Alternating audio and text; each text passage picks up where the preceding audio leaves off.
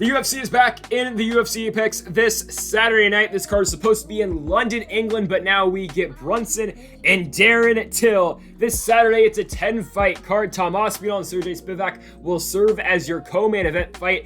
It is a fun 10-fight card, and yes, this card is supposed to have Paul Craig and Alexander Gustafsson. It was supposed to have some pretty good fights as well in Magomed Ankalaev and Volkan Oezdemir too, but we are still here with this 10-fight card. It should be a good one. And folks, if you have not yet, make sure to hit that subscribe button down below for some more UFC here on the channel. And Tyron Woodley losing to Jake Paul is not being talked about in this video. Well, actually, no, until the main event, because we'll get to that fight when we talk about Darren Till and Brunson, because, of course, Darren Till fought Tyron Woodley for the World Championship. But first, we will start this card here in the bantamweight division between Jonathan Martinez and Marcelo Rojo. And for Jonathan Martinez, he's coming off a loss to a very gamed opponent in Davey Grant. He gets caught with a big overhand left. That was earlier this year. Grant puts an end to the Jonathan Martinez hype. And no, did I think Jonathan Martinez was going to be a champion in any weight class he did choose? No, but I thought Jonathan Martinez was going to be a top 15 guy, and yes, he can still be a top 15 guy, but the Davey Grant fight was a roadblock in that step towards that success for Martinez. And for Marcelo Rojo in his last fight, took on a guy who was fighting also on this card in Charles Jourdain. Rojo did get knocked out against Charles Jourdain very late in the third round. Jourdain ended up catching him in that fight, and now Rojo is 16-7 in his career. Rojo, before fighting the UFC, was fighting in Combate. He was actually, he was 1-1 in his last two before heading on over to the UFC. He went 1-1 in 2019, did not fight in 2020. Was supposed to fight Honey Barcelos. That fight got canceled, and then Rojo got booked against Charles Jourdain, which he did get knocked down in that fight, and then he got booked against Kevin Kroom. That fight was supposed to take place last week, but of course that fight did end up not happening because Kroom had to pull out. And then for Martinez, comes into the UFC back in 2018, loses to Andre Sokomoth by unanimous decision, then picks up 2 wins back-to-back, loses to Andre Ewell in a fight at UFC 247, which he won that fight. Go rewatch it. Those are Texas judges if I've ever seen them. And then Martinez comes back, beats Frankie Saenz, and then beats Thomas Almeida by unanimous decision. In a fight that a lot of people thought that Thomas Almeida was going to beat Jonathan Martinez. Martinez goes in there, he beats Almeida by unanimous decision, and loses to Davey Grant most recently earlier this year on a fight night. That would have been Edwards and Bilal. Remember the name. Muhammad. Martinez comes in this fight with a record of 13 wins and 4 losses. As for Rojo, he is 16-7. Jonathan Martinez, tremendous boxer, tremendous kickboxer. Yes, he did just get knocked out in his last fight, but he's going to be the better striker between him and Rojo. On the ground, pretty even, I would say, as well. Even though Martinez doesn't really go to the ground often, Rojo has shown some submission skills on the ground, but he just did get submitted before heading on over to the UFC by John Castaneda early in 2019. Got submitted with an arm triangle choke just 3 fights ago. So Rojo, not great on the ground. Good striker, though. Although you just did see him get knocked out by Charles Jourdain in his last fight. Jonathan Martinez is going to beat Marcelo Rojo. I feel pretty good about that one. Like, it's a shame Jonathan Martinez is the first fight on a fight night, because just a couple fights ago, he was beating Thomas Almeida to kick off a fight night card in Abu Dhabi with Barriault Ortega and Korean Zombie headlining that card. I mean, Jonathan Martinez is a big-time fighter. He's a fighter who's going to be at the top of the card for a very long time. He's going to beat Marcelo Rojo. He's probably going to knock him out. He's probably going to knock him out in the first round. That's how I feel about this fight. I think Martinez is going to touch him up early. I think eventually Martinez will get to him very late in this first round. He's gonna really, honestly, put a beating on Rojo. I'm going Jonathan Martinez, first round TKO finish. Just think he's a better fighter on the feet. Now we have got Dalcha Lungiambula versus Marc-Andre Barriault. Again, I always mess up Dalcha's name, so that's why I just call him Dalcha Champion, because it's a lot easier. So we got Dalcha Champion and Marc-Andre Barriault. This fight was supposed to be earlier here in August. It got pushed back to this fight night, this upcoming Saturday night. As for Dalcha Champion, comes in the UFC, beats Daquan Townsend with a big knockout in the third round. Then he gets just brutally knocked out by Magomed Ankalaev. Tremendous front kick by Magomed in that fight. I believe it was in Europe. Yeah, it was in Moscow. And then most recently, Dalcha comes back. He picks up a really big win over Marcus Perez by unanimous decision. And Marc-Andre Barriault had a rough start to his UFC career, right? So he's coming over from TKO promotion over up in Canada. He's the double champ. He's the middleweight champion. He's the light heavyweight champion. Comes in the UFC, fights at middleweight first, loses to Andrew Sanchez. And they book him against Krzysztof Jotko. He loses as well by split decision. Still at 85, loses to Jun Young Park as well. Then fights Oscar Peyotta. He ends up winning that fight, but it gets overturned. It is now a no contest. And then most recently, he fought Abu Zaitar. He wins that one by ground and pound very late in the third round on the Miocic Ngannou 2 card earlier this year. So, hey, Marc-Andre Barriault technically on that 2-fight winning streak, taking on a guy in Dalcha Champion who has a lot of power. Now, again, the problem always with Dalcha Lungiambula is he's so built, and like Dalcha runs out of stamina really quick because he's gonna throw a lot of power early in the fight. He will tend to fade as the fight does go on. So that is a little bit concerning for Dalcha Champion. Again, for Marc-Andre Barriault though, his start to his UFC career was not great. He was on the edge of basically getting cut in the Piotr fight. He wins, and again, he does test positive for a banned substance, but still gets to that next fight in the UFC. He beats the Zaitar, and here we are. But, I mean, yeah, if Dalcha Lungiambula can get to Marc-Andre Barriault early in this fight, he can win the first 2 rounds and he can win a decision. Or he could eventually, again, look for the knockout early, because that's what Dalcha does tend to do. Again, he does tend to fade towards the end of fights, and that's what the commentary team really is going to make a really big deal out of. I know for a fact they did that for the Perez fight. So look at the scorecards on that fight. You got Dalcha 29-28 all the way through. Again, Perez wins that 3rd round, but Dalcha looks very good in the first 2. And if I'm being honest, I think that's what he's going to do against Marc-Andre Barriault. Now, the problem with Dalcha is, can he win that 3rd round, or can he get out of that 3rd round? Because I have no doubt in my mind that Dalcha Lungiambula is probably going to win the first rounds in this fight. I think he's going to get the job done in those first 2 rounds, but when he gets to the 3rd, Marc-Andre Barriault is going to be there, and he's going to be able to strike in that 3rd round. I don't know, because if Marc-Andre Barriault can he get Dalcha Lungiambula out there in the 3rd round? I think it's definitely possible. But I'm going to bank on the fact where I know that Dalcha Lungiambula is going to win these first 2 rounds. And if he doesn't win those first 2 rounds, he's going to get a finish in the first 2 if he doesn't win both of them. So I think Dalcha Lungiambula wins those first 2, maybe even gets a finish. And I think he wins this fight by decision. Could I see a knockout early in the fight for Dalcha? Definitely, but I think he wins by decision. Okay, so going into the last Julian Erosa fight where he was taking on a very good opponent, don't get me wrong, in Sung Woo Choi. You know, I was going to that fight, I was like, all right, I'm done picking against Julian Erosa. He comes in the UFC, he fights Sean Woodson. I come into that fight thinking, hey, why is Julian Erosa back in the UFC? Like, why is he back? He lost his last 3 fights, given they were Devontae Smith, Grant Dawson, and Julio Arce, but still, he loses 3 in a row. I'm like, all right, why is he back? He beats AJ Bryant over in Cage Sport in Tacoma, Washington to get back in the UFC. Fights Woodson. Woodson's like a minus, 900 favorite. We're getting like past Makhmud Murudov and Jaromir Mearshart odds. By the way, GM3 wins? Like, okay, sure. But Erosa fights Woodson. He beats him. Okay, beats him by Dars. Then he turns around against Nate Landwehr. I'm pretty confident in Landwehr winning that fight. You think the Woodson fight's a little bit fluky? No. Juicy J beats Nate Landwehr. Big flying knee, 50 seconds into the fight. So he fights Sung Woo Choi, and I remember saying this before the fight in June. I'm done picking against Juicy J. I'm not picking against Julian Erosa again.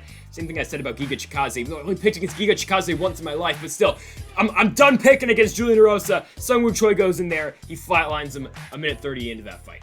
Okay, that fight was only in June.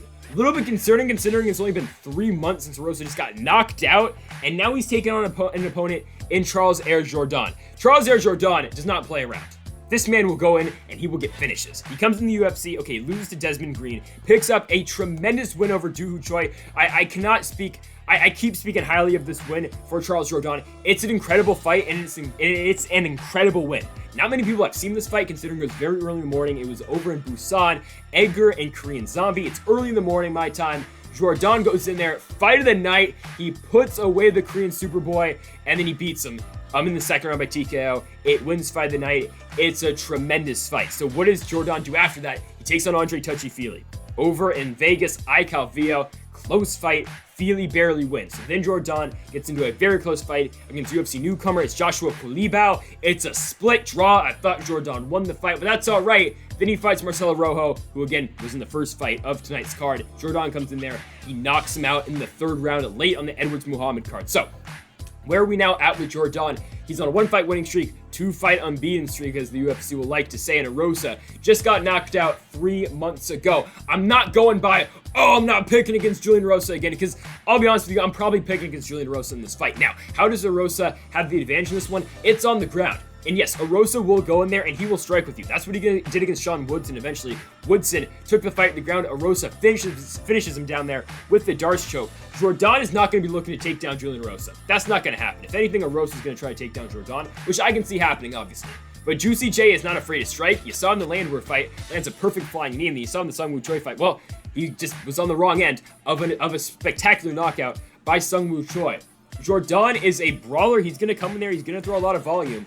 and he's going to get to Julian Erosa, and Charles Jourdain is going to win this fight. I think he knocks out Julian Erosa in the first round. Another first round finish for me. Again, I've been picking a lot of finishes recently, but I feel pretty good about Charles Jourdain winning this one. I think he's going to get to Erosa. I picked him, I believe, all 3 times here on the channel. I picked him to beat Fili, I think. I know I picked him to beat Khalib out. I know I picked him against Marcelo Rojo. So, yeah, I'm taking Jourdain to beat Julian Erosa. I think he knocks him out in the first round. I think it should be a good one for as long as it does last. Both these guys are going to throw volume. They're going to throw a lot. They're going to throw power shots in the first, but I got Jourdain to win this one by first round knockout. Really fun fight now between Jack Shore and Ludovic Sholinian. Ludovic's coming off that impressive run, I would say, honestly, on the Ultimate Fighter. I mean, his first fight, he's taking on the number 1 seed for Team Volk. It's Mitch Raposo. He comes in there, he out-wrestles Raposo for 2 rounds. Just honestly outpaces Raposo. He wins the fight. Ludovic goes on to the second round. He runs into Ricky Tercios.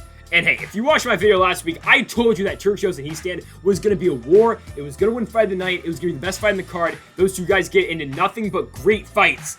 And Ludovic Sholinian and Ricky Tercios was a bang. Tremendous fight. Hey, Tercios wins it. It goes in the 3rd round, but Ludovic Sholinian took the guy who won the Ultimate Fighter into the 3rd round, and it was a very competitive fight. Sholinian had Tercios in some trouble in that fight, and I think a lot of people looking at this fight with Jack Shore and Sholinian like, hey, Jack Shore's gonna come in there. He's gonna beat up Ludovic Sholinian. Sholinian's just a guy for him to get over on.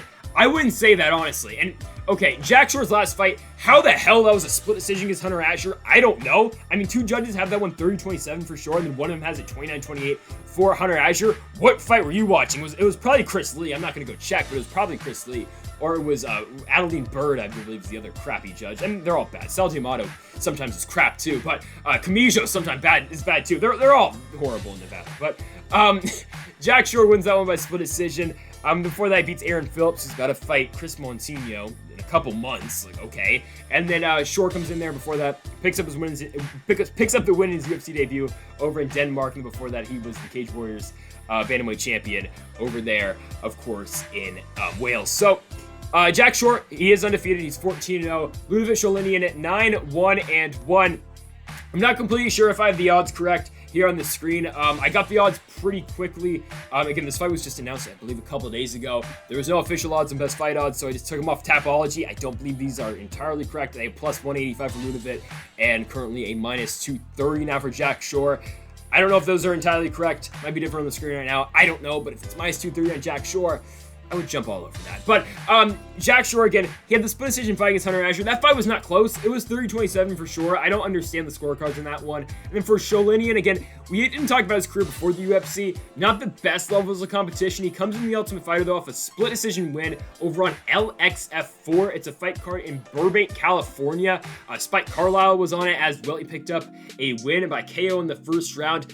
But for Ludovic, though, he wins by split decision on that card. Again, that was his last pro fight before the Ultimate Fighter. Before that, he won on Gladiator Challenge, a local promotion over in Northern California, or honestly all over California. But Ludovic wins over there against David Eduardo, a fighter making his pro debut. Wins by KO, beats Vince Cachero before that, so that's a big win. Cachero, UFC fighter, of course, beats him by split decision. Is Cachero in the UFC anymore? I think, maybe. I don't know, he went 0-2. Kai Kamaka got dropped, which was pretty freaking ridiculous. But Ludovic coming in this fight, though, with a record of 9-1-1. The one draw coming from M1 back in 2018. And the loss coming from Bellator 209, losing a fight by unanimous decision on the Pitbull and Emmanuel Sanchez card over in Israel back in the day in 2018. And yeah, Ludovic's a good fighter. He's good on the ground. He's good on the feet. He got into that brawl at Tercios, which was very impressive. He's got a pretty good ground game, but the problem is Jack Shore's got a tremendous ground game. And Ludovic, yeah, can he grapple with Shore at times? Sure, but Jack Shore's the better grappler between him and Ludovic Sholinian. So I think Jack Shore is going to win this fight. Do I think he stops Ludovic? I don't think so. I think Ludovic's a very tough fighter, so I don't think Shore is going to finish him in this fight. I think Shore is going to win this one by decision. I think it's going to be kind of like the Azure fight where Shore wins every round of that fight. I think Sholinian is going to have his moments in this one, but Jack Shore is going to win this one. He's going to win it by unanimous decision. Hopefully this time he doesn't get screwed over by the judges. Hopefully one doesn't give it to his opponent like they did to Azure. I think Shore wins it by unanimous decision. It should be a good one, but I think Jack Shore improves to a record of 15 wins and still 0 losses. Yeah, it's a tough fight to call right now between Molly McCann and Ji Yeon Kim. This fight, of course, being contested at 125 pounds. You got Molly McCann on that 2-fight losing streak. I thought she was going to beat Taila Santos. It didn't happen. On Kater Ige, she loses, and I thought she was going to be Laura Procopio as well. didn't happen. Overeem Volkov. Just this year. And for Ji-Yeon Kim, yeah, she hasn't fought since she did lose to Alexa Grasso on that Smith-Rakic card in August of last year. She loses by unanimous decision, but hey, no shame in that. Alexa Grasso is a top 15 fighter who I think, honestly, is going to make a run at that top 5 in the very near future. And before that, for Ji-Yeon Kim, she beats Nadia Kassem. Is Kassem still in the UFC? I don't know, but Ji-Yeon Kim comes in that one. She beats Kassem. Yeah, Kassem was released, okay, in October. But Kim goes in there. Yeah, she beats Kassem. Kassem wasn't all that great. Beats her with the second left in the second round. Good win for Ji-Yeon Kim. And then before that, she loses to Antonina Shevchenko by unanimous decision. Picks up 2 wins, most notably over Justine Kish. And before that, comes in the UFC in Singapore, losing on the home Correa card against Pudilova by unanimous decision all the way back in 2017. As for Molly McCann, though, again, she's on that 2-fight losing streak, losing to Santos and losing to Procopio. Before that, she was on a 3-fight winning streak, beating zombie girl Priscilla Cachoeira. She beat Ariane Lipski, and yeah, at the time, was that a good win? Sure. And Lipski she had her hype when she beat Luana Carolina by knee bar, but what has Lipski done since? She was supposed to fight on this card. Didn't happen, but what has she done since? She got TKO'd by Antonina Shevchenko, and then she got finished by Montana De La Rosa. Okay, things aren't going too well for the former KSW flyweight champion. McCann, before that 3-fight winning streak, by the way, came into the UFC. She got submitted by Jillian Robertson all the way back in 2018 in Liverpool on that Wonder Boy and Darren Till card. Robertson, of course, with that rear naked choke finish. And yeah, Molly McCann is now 10-4 in the UFC. Ji-Yeon Kim currently, or 10-4 overall, not in the UFC, but Ji-Yeon Kim is 9-3-2. This is a tough one to call. It is, because Ji-Yeon Kim, yeah, she has a solid stand-up game. You saw in her last fight, though, she did get outclassed by Alexa Grasso, but there's really no shame in that. McCann has been outclassed on the ground recently. Can Kim get this one in the mat? Sure. Yeah, she has gotten the finishes by submission, most notably the last one being over Top FC in Seoul, South Korea. Okay, it's been a while. It's been 5 years. McCann hasn't looked great in the ground her last couple of fights. Procopio fight, Santos fight, and of course the Jillian Robertson fight. Of course, McCann wants to keep this one standing. She will brawl with you. She will stand on the feet. She's not afraid to take one, to throw one. That's how Molly McCann fights. Same can be said about Ji-Yeon Kim. More of a technical striker though on the outside. I think Ji-Yeon Kim probably beats Molly McCann. I think she does. I think Ji-Yeon Kim's all around the better fighter. If it goes to the ground, I think that's where Ji-Yeon Kim's gonna have a lot of success. On the feet, yeah, I think Kim can have some success as well, but on the ground, I think that's where Kim does have the obvious advantage. Again, we haven't seen much out of her ground game recently, considering the Grasso fight was contested mostly on the feet, and the Kassem fight, again, on the feet as well, where Kim did get that finish on the feet. Do I think she'll finish Molly McCann on the feet? No. She probably won't finish on the ground either. I think this one is going to go to decision. That's why I'm going to go with Ji-Yeon Kim to beat Molly McCann by decision. This is a tough fight. I'll keep it a buck with you. One of the tougher fights to call in this entire card. This fight, another one in the main card and the main event. I mean, there's just a lot of tough fights throughout the second half of this card. I like Ji-Yeon Kim, though, to win this one by decision. I think she'll use her grappling to her advantage. Gonna go Ji-Yeon Kim to win this one. I think she gets the job done. Paddy Pimblett finally in the UFC. Here we go. Paddy the Baddy versus Luigi the Italian Stallion. Vendramini. And yeah, obviously all the hype is going to Paddy Pimblett. This fight was supposed to be in the UK. It was going to be a big deal, but the former Cage Warriors champion will have to fight now in an empty arena in the UFC Apex. Oh wait, no, there's going to be like 500 fans there paying their $2,000 a pop to watch UFC fights in person. But again, why they just don't go to local casinos, I don't know. But Pimblett and Vendramini should be a good one. Paddy Pimblett, of course, his game plan is clear. Take the fight at the ground and see what happens. Look for a submission. He's got so many good submissions, does Pimblett. Also some really nice ground and pound as well. But obviously, Paddy Pimblett is looking for the subs. For Vendramini, okay, his UFC run hasn't been good. Comes in the UFC, he's undefeated, he's 8-0. Takes on Eliseo Zaleski Santos in his first fight. Just gets absolutely rocked in his first fight. Flying knee finish, okay, not great. He was at welterweight for his first fight. Then he drops down to lightweight to take on Yesina Yari. He wins, and then most recently loses to Faris Ziam by majority decision back in June on that Israel Adesanya and Marvin Vettori 2 card back in Glendale, Arizona. For Paddy the Baddy Pimblett, coming off 2 straight wins, the most recent one being on Cage Warriors 122, exactly a year after his last fight beforehand against Decky Dalton. Won that one by rear naked choke. His latest one against Martinez in the Dalton fight. Won by ground and pound 2 minutes into the first round. Again, it's simple what Paddy Pimblett does. He goes on the ground, he tries to finish fights either with a finish on with a submission or with TKO punches on the ground too. Again, Pimblett tremendous submissions. You look at his highlights on YouTube, you look anywhere, you watch a Paddy Pimblett fight, always looking for that takedown, always looking for a leg, always looking for back. He's always so damn good at trying to find a submission and with the transitions on the ground. Like, I'm picking Paddy Pimblett to beat Luigi Vendramini. It's gonna happen. Like, yeah, does Vendramini have a shot? Sure. Could he stun Pimblett on the feet? He can, like you did see in the Yari fight in Abu Dhabi. I don't think it's gonna happen, though. Pimblett's gonna look for the takedown very early in this one, and he's gonna get Vendramini to the ground, and he's probably gonna finish him pretty early on in the fight. Vendramini's gonna make a mistake on the ground. Paddy the Baddy's gonna submit him. I laid it out for you. I think Paddy Pimblett will get a pretty early finish. And yes, is Luigi Vendramini better than some of the guys in Cage Warriors? Sure, but I mean, look at some of the guys that Pimblett does lose to in Cage Warriors. He loses to a guy, of course, in Nani Armani. He loses by unanimous decision to lose the Cage Warriors Championship back in 2017 in his most recent loss, beating to Soren Bach. The guy, he's in Bellator now. He is a Danish fighter, excuse me. But he's on a 2-fight winning streak in Bellator. Pretty good fighter. Just won his last fight over Bobby Lee back at Bellator 261. So, I mean, it's not bad losses at all for Paddy the Baddy. I think he's going to beat Vendramini. I don't think Vendramini is all that great. Pimblett's going to get him to the ground. He's going to take his back eventually. I think Vendramini's going to make that one mistake. Paddy Pimblett's going to submit Luigi Vendramini. I'll say in the first round. I think he gets the job done, continues that hype. And Paddy Pimblett, man, finally in the UFC, the former Cage Warriors champ, making a big impact. And yeah, he gets the job done by sub in the first. Tough fight to call. It really is, between Khalil Rountree Jr. and Modestas Bukauskas. Bukauskas lost his last fight to Michelle Ozolszejczyk by split decision at UFC 260. I thought Ozolszejczyk won that one. I thought the judges got that one right. For Khalil Rountree Jr., man, it's that loss to Marcin Prachnio. It's not a good loss, because, I mean, Rountree's supposed to win that one. Prachnio going into that fight is, what, 0-3. He loses to Sam Alvey, who apparently is getting another fight according to Dana White. That's cool. Alvey's still in the UFC. Prachnio loses to Ankalaev, which isn't a bad loss. Loses to Mike Slow Rodriguez, and they give him Rountree. It's a fight. Okay, Rountree's about to get it back on track. He beats a guy in Prachnio who was good overseas, which is not good in the UFC. He's very good in one championship. And what happens? Prachnio beats him. Okay, and now Prachnio's on a 2-fight winning streak, given they gave him Ike Villanueva. So, and it's not like I picked Ike Villanueva or anything. I would never. I did, but Rountree and Bukauskas here tonight.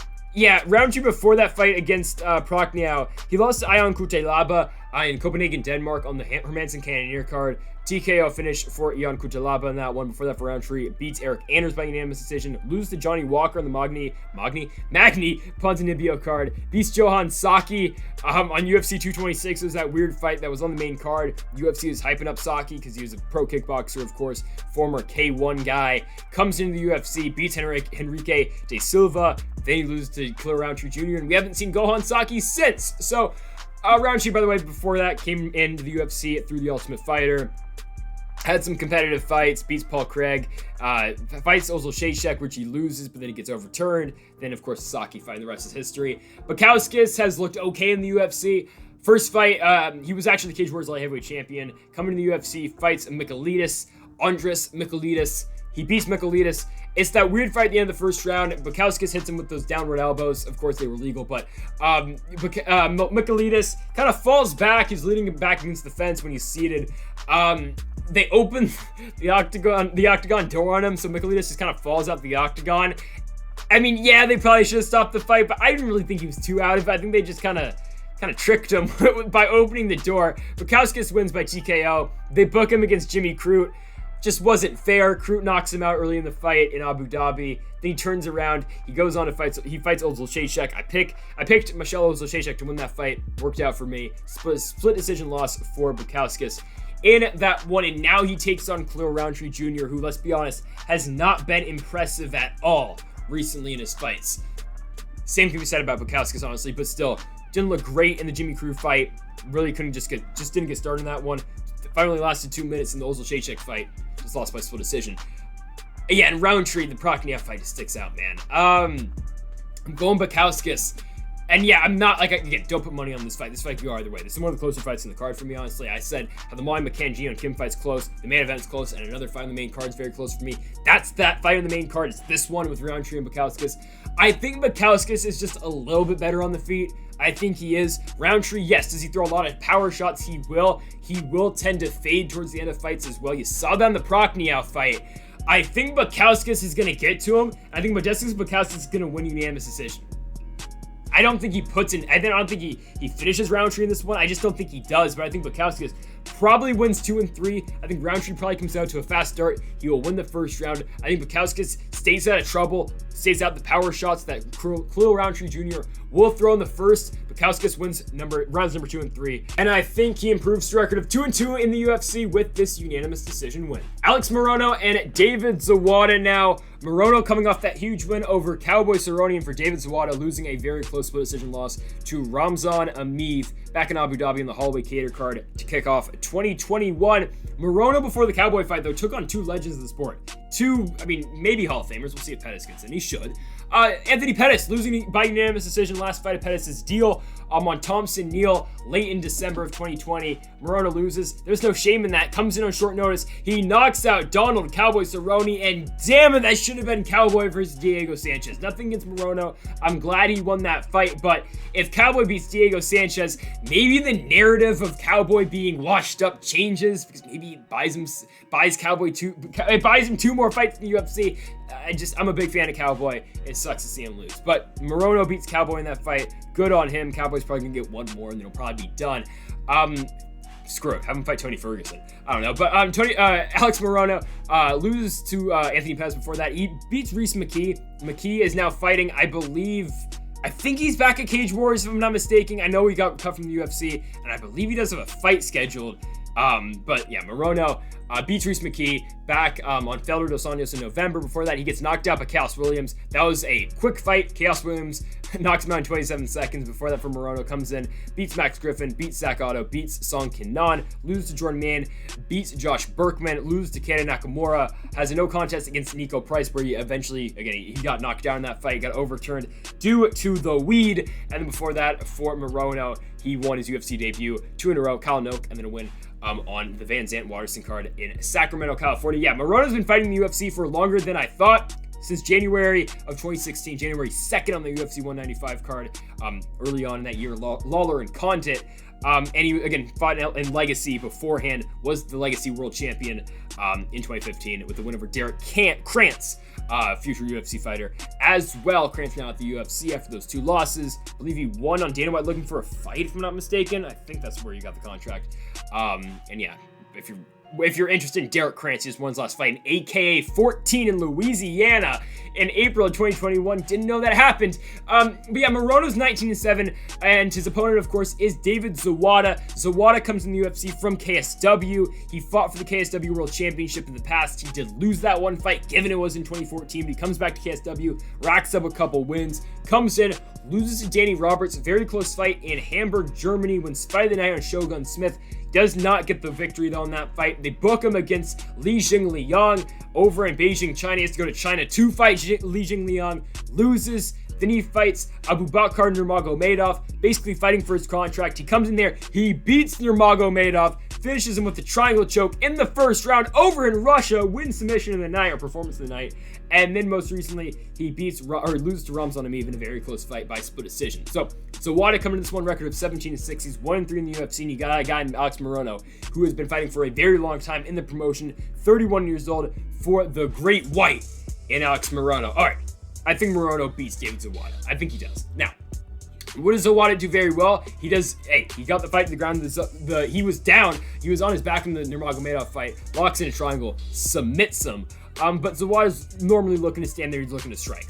Now, what does Morono do very well? Power shots early in the fight. People forget Morono did hurt Anthony Pettis at some points in their fight. Now, that fight was a weird fight. It was on the undercard, on that Thompson Neal card. It was on the prelims. I think I remember the fight ran late, and there was a college football game, and Michael Bisping called it a football match. We'll get you back to the football match here on ESPN Plus Mates, or on ESPN Mates. And I forget who it was, probably Brendan Fitzgerald corrected him on that. I don't know why I remember that moment of that fight, but yeah, Morono had his moments against Anthony Pettis in that fight. Hey, it's a 2-1 victory for Pettis, and yeah, does that look great for Morono now, considering Anthony Pettis goes into the PFL. He loses both of his fights to Clay Colliard and to the guy who beat Clay Colliard in his last fight. Can't remember his name off the top of my head.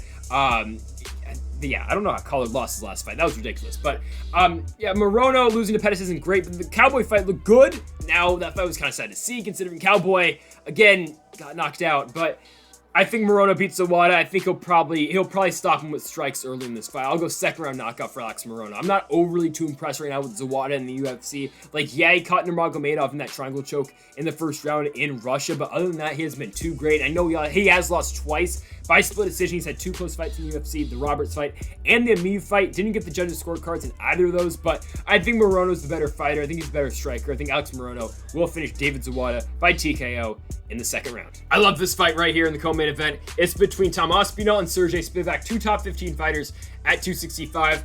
It's another good test for Tom Aspinall. Because Tom Aspinall has been so hyped up so far in the UFC. I mean, he's 3-0 for a reason. He's the next British star. Okay, Darren Till, but still, next big star for British MMA, especially in the heavyweight division. Comes in, beats Jake Collier, knocks him out 45 seconds into the fight, beats Alain Baudot by TKO, and then he beats Andrei Arlovski by rear naked choke most recently in February. So he's had 3 good wins. Now, if there's a guy to test him though in that 15-10 range in the weight class, it's Sergey Spivak. It is. Because Sergey Spivak, what does he do very well? He takes guys down and he ground and pounds them on the ground too. Alexei Oleinik, perfect example. Jared Vanderaa is an even better example. I mean, the Vanderaa fights, it wasn't competitive.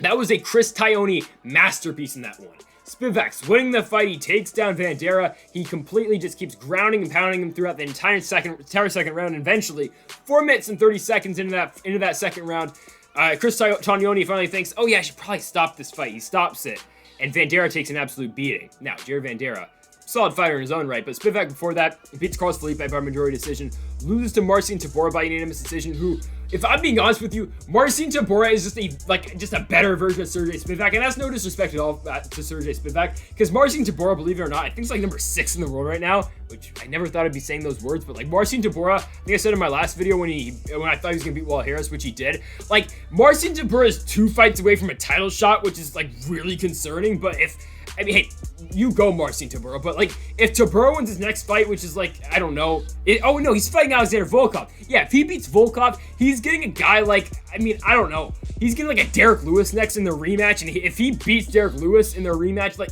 yeah, Tybura's probably getting a title shot. That's a story for another day, but that's how I see Tybura. Like, Tybura can strike. His striking is getting a lot better. Of course, you know his wrestling's very good, and Tybura used to be that old, oh, he's a boring fighter, he's just gonna clinch with you for 3 rounds. Spivak isn't exactly all that, but like, I think Tybura does everything Spivak does, but just a little bit better. And again, no disrespect on Sergey Spivak. Marcin Tybura is a top 6 fighter in the weight class, and for Spivak, he looked very good in the Oleinik fight. He Alexei Oleinik. I mean, he did in his last fight. Took Oleinik down, did everything that Oleinik tries to do to his opponent, but just did it better. That was on the Korean Zombie versus the Ige card in June. You got the final scorecards in that one, 29-28 across the board for Spivak, and that's coming from a guy who, again, I picked Spivak in that fight. I always pick Alexei Oleinik. Like, I'm as big of an Alexei Oleinik fan as you're gonna find. Like, I'm all in on the 44-year-old. That man's a monster, but yeah, I mean, Spivak, I thought he was gonna beat him, and that's what happened. So, it's a tough test for Tom Aspinall, because this is how I think of this fight.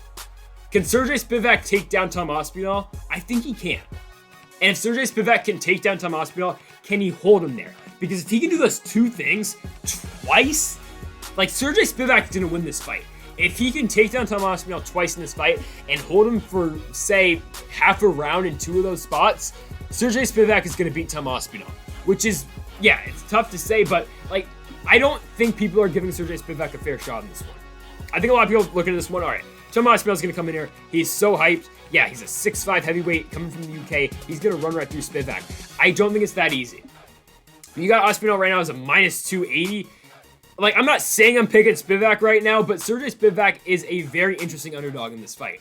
Because again, the game plan is simple. You take a guy down, you work on him on the ground, you use your tremendous ground strikes, and you just work on Tom Aspinall for 3 rounds. Now, if Aspinall can stuff that takedown, though, it's all over for Sergey Spivak.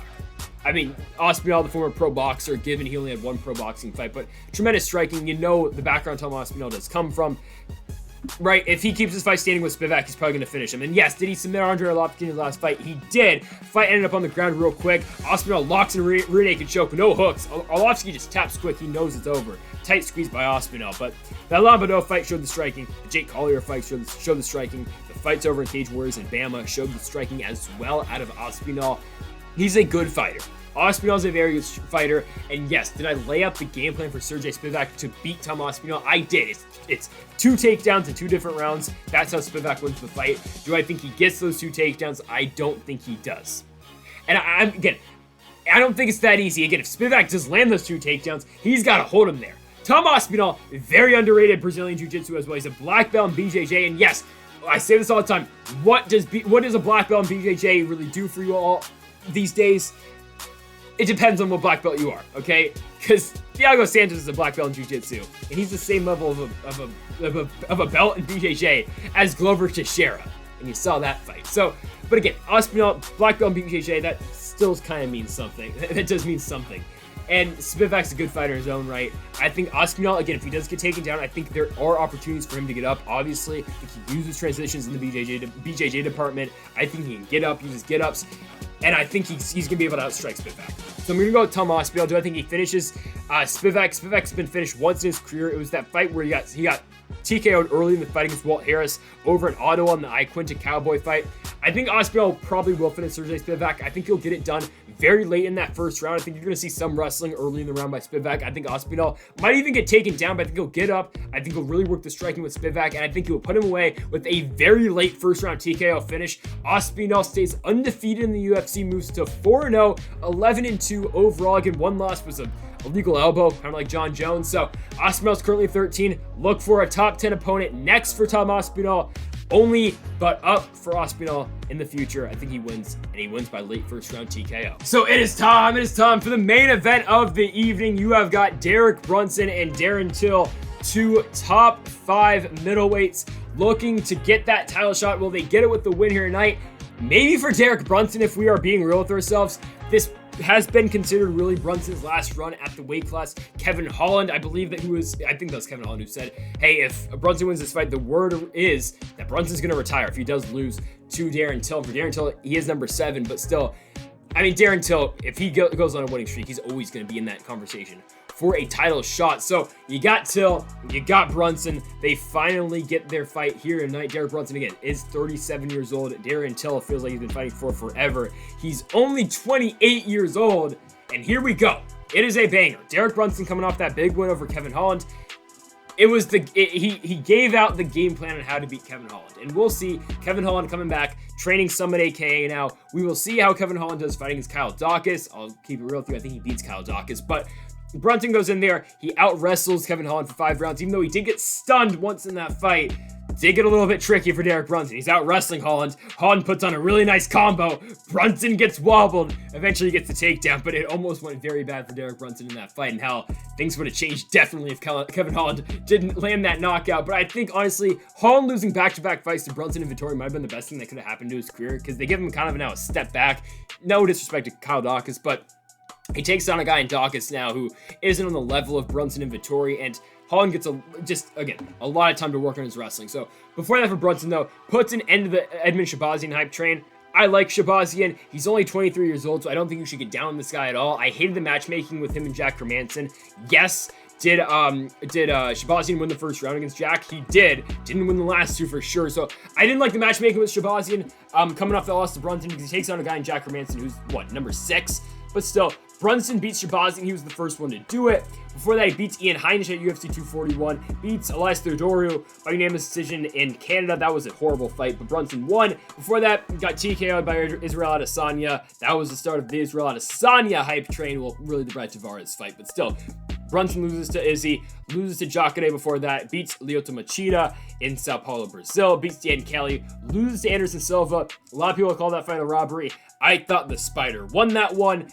I've said it before, I'll say it again. Anderson Silva beat Derek Brunson. Before that, Robert Whitaker, he does lose. Beats Uriah Hall, beats Sam Alvey, beats Ed Herman, beats Lorenz Lorcan, loses to Yoel Romero, beats Brian Houston, beats Chris Lieben, and before that, his last fight before the UFC was in Strikeforce, losing to Jacare Souza by KO. That's been Derek Brunson's career for the last 10 years.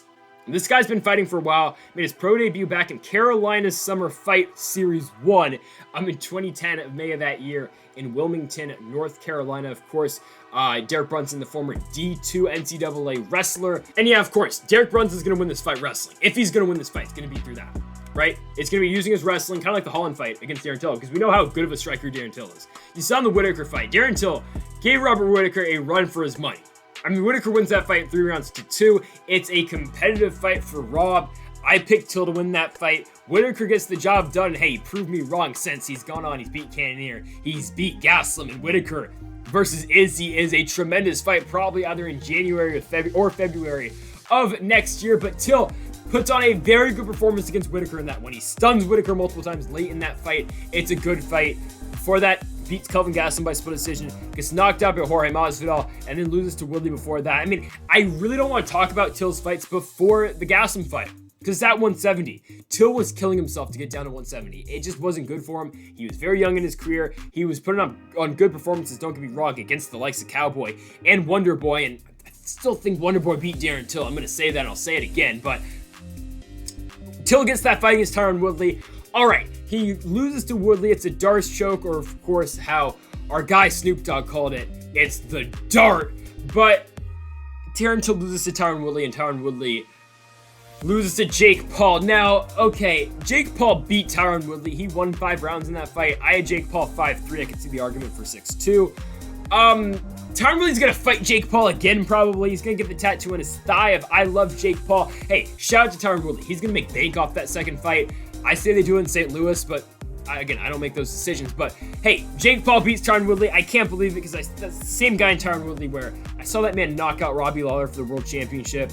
I saw him beat Darren Till in Dallas, Texas, in front of a USA crowd that did not want Tyron Woodley to win. I've seen this guy knock out Josh Koscheck. I've seen him beat Kelvin Gastelum. I've seen him beat the Stun Gun, and he loses to Jake Paul. But Darren Till to lose that fight to Woodley. But again, I just don't want to talk about that 170 run for Till, because you got the Masvidal fight. That's the fight that really changed things for Till, because he comes back, he fights in London in front of his home crowd.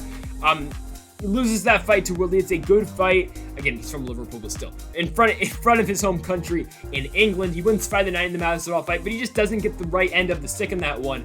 The Gastelum fight, he wins in MSG. In the Whitaker fight, it's just a close fight, which he did lose. We know what Till's going to do. He's going to come in there. He's going to strike with Derek Brunson. At least he's going to try to. I wouldn't say it's the exact same game plan as the Kevin Holland fight for Brunson, but it kind of is. Till is so dangerous on the feet. Say what you want about Kevin Holland, but Kevin Holland does pose that same threat on the feet that Darren Till does. Does Darren Till have the same amount of power as Holland? I would honestly say it's debatable. I'm gonna keep it real with you. I think very highly of Kevin Holland striking. I think it's just recently hasn't been great, just considering the guys he has fought, and Vettori and Brunson, who would just constantly try to take him down. But do not forget, again, Kevin Holland had Derek Brunson rocked in, I believe it was the 3rd round of their fight, could have been the 2nd. But Holland is a powerful striker, just like Darren Till is. I don't know, man. It's a tough one to call. It is, because I see the path to victory for Derek Brunson. I do. It's the takedowns. I mean, it's kind of like what Kelvin Gastelum tried to do, but again, Gastelum's going to strike with Darren Till. That's what he did. Brunson, I don't think he's really going to play around the feet. I think it's the same game plan as Kevin Holland. Derek Brunson's on that run, man, where it's win any way possible, be it a takedown early in the fight, be it a takedown 30 seconds in the fight. That's what Brunson's got to do to try to win this one. Because if he stands with Darren Till for 25 minutes, I don't think it's going to end well for Derek Brunson. But if Brunson can land that takedown early, yeah, he's probably going to, and if he can land it early and land it consistently, Derek Brunson's going to beat Darren Till, because Till's going to have just such little opportunities to win this fight. He's going to have those tight windows like Kevin Holland did have, because, yeah, Holland did have chances in that one. And it was, again, that one combo that Holland does land against Derek Brunson that rocks Derek Brunson. That's his short window of opportunity. What does Brunson do after? He picks a leg, he gets the single, he puts down Kevin Holland right afterwards. So Darren Till's going to have those moments in that fight. It's so important, though, if Derek Brunson can land that takedown in the first round, he's going to give Darren Till a lot of trouble throughout the rest of the fight, because then it's going to be okay. Darren Till's only got like 30 seconds around before Brunson is shooting for the takedown. Now, Darren Till is going to have better takedown defense than Kevin Holland. It's not like Derek Brunson is the best wrestler in the world. He's not a Habib, right? He's not unstoppable with the takedown game. Darren Till is going to stuff some takedowns of Derek Brunson. I feel pretty confident saying so. I don't think Derek Brunson is immediately going to go in there and shoot for whatever takedown he wants, ankle pick him, he's going to double him, he's going to single him, he's going to high crotch him, he's going to do whatever. It's not going to be like that because you know Darren Till knows that the takedown is going to be coming from Derek Brunson. It's such a tough fight to call because you know how good the striking game that Darren Till is having. You know the good wrestling that Brunson does have. It's basically, do you think Darren Till can stuff a takedown from Derek Brunson, and can he do it consistently through 5 rounds? I'm going to say yes, he will. I've picked against Derek Brunson twice so far. I'm going to do it again in the main event spot. I picked Darren Till to win his last fight against Robert Whittaker. I'm going to pick him against Derek Brunson, right? So I think Darren Till is going to tag Derek Brunson very, very early on in this fight. I think it will be shades of the Israel Adesanya fight with Derek Brunson. I think he's going to get to him in the first round. And hey, I'll say it. I think Darren Till knocks out Derek Brunson. Not in the first, in the second, though. I think Till's going to get to him early, and I think he puts down Derek Brunson. And if it's it for Derek Brunson, at least in hopes of a championship opportunity, so be it. But I think Darren Till is going to win this fight. I think he's the all-around better fighter than Derek Brunson. And Darren Till, the gorilla, is going to win this fight. I believe, yeah, he's currently number 7 in the rankings. Till will get the job done. Brunson is number 5, so that means probably Till will move up to number 5 in this weight class, and I think he takes on the winner of Paulo Costa and Marvin Vettori up next, because Whittaker fights Adesanya, and I think Jared Cannonier probably gets the winner of Adesanya-Whittaker, so Till takes on the winner of that Costa and Vettori fight. And yeah, I think he gets the job done by TKO in the second. Would not surprise me, though, at all if Brunson goes in there and takes him down and really just works the takedowns for 5 rounds against him, but I don't think it's going to happen. I think Till wins it, and folks, thank y'all for watching this UFC preview and predictions here on the channel. If you have not yet, make sure to hit that subscribe button down below. Make sure to leave a like if you did enjoy the video. Leave a comment if you do disagree with any of my picks. Again, folks, thank y'all for watching, and Mamba forever.